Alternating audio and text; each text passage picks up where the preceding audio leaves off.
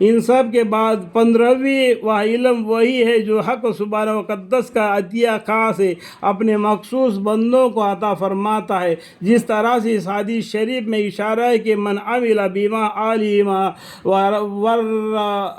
ورثہ اللہ علم ما لم یعلم، جبکہ بندوں اس چیز پر عمل کرتا ہے جس کو جانتا ہے تو حق تعالی شانو ایسی چیز کے علم عطا فرماتے ہیں جن کو وہ نہیں جانتا۔ اللہ تعالی علم عطا فرماتے ہیں، اللہ تعالیٰ علم عطا فرماتے ہیں۔ ان سے اللہ سے دعا مانگنا، وَقُلْ رَبِّ زِدْنِی عِلْمًا وَقُلْ رَبِّ زِدْنِی عِلْمًا وَقُلْ رَبِّ زِدْنِی عِلْمًا۔ اس طرح حضرت علی کرم اللہ حضور نے ارشاد فرمایا کہ جبکہ ان سے لوگوں نے پوچھا کہ حضور اکرم صلی اللہ علیہ وسلم نے آپ کو کچھ خاص علم عطا فرمائیے یا خاص وصایا جو عام لوگوں کے علاوہ آپ کے ساتھ مخصوص ہے، انہوں نے فرمایا کہ قسم ہے اس ذات پاک کی جس نے جنت بنائی اور جان پیدا کی، اس فہم کے علاوہ کچھ نہیں ہے جس کو حق تعالی شان اور اپنے کلام پاک کے سمجھنے کے لیے کسی کو عطا فرمائے۔ ابن ابی الدنیا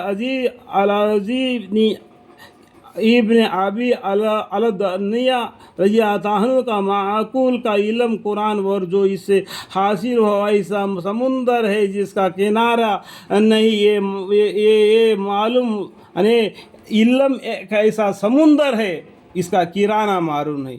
ابھی دنیا میں 7 سمندر ہے، اس کا کنارہ معلوم ہے، اب اس کو سفر کر کے اس کو کنارہ کو پار کر سکتا ہے، لیکن علم ایک ایسا سمندر ہے، ایک ایسا دریا ہے، اس کا کنارہ نہیں معلوم کر سکتا ہے۔ بوڑھا بھی ہوگا تب بھی علم کو نہیں جان سکتا۔ علم کو کیا ہے گیا، ایک مرتبہ موسیٰ علیہ السلام اور خضر علیہ السلام جا رہے تھے ایک جہاز میں، تو ایک چڑیا ایک کوا آگے چونچ میں پانی لے کے اڑ کر چلے گیا، تو حضرت علیہ السلام نے موسیٰ علیہ السلام سے فرمایا کہ دیکھو یہ سمندر ایک علم ہے اللہ کا، جتنا وہ چڑیا اپنے منہ میں چونچ میں پانی لیا اتنا علم انسان کو اللہ نے دے دیا۔ تو کتنا علم دے دیا؟ تھوڑا سا علم اللہ نے ہم کو دے دیا۔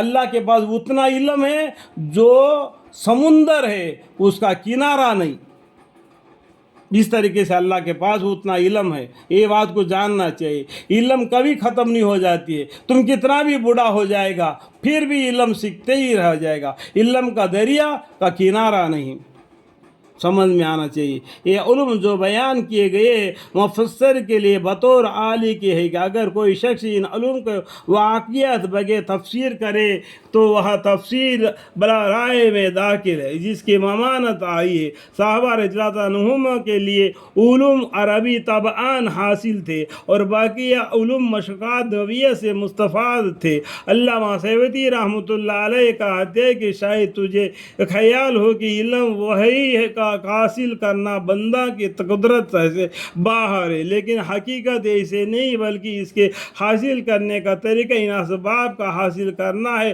جس پر حق تعالی شانو اس کو مرتبہ فرماتے، مثلا علم پر عمل اور دنیا سے بے رغبتی وغیرہ وغیرہ۔ یعنی دنیا سے بے رغبتی پیدا کر لے اور علم کو سیکھے، ہمیشہ اللہ اللہ کہتے رہے تو اللہ تعالیٰ اس کو دین کا علم بھی سکھا دیں گے، اور دنیا بن مانگے اس کا چوکٹ پر آ کے گرے گی۔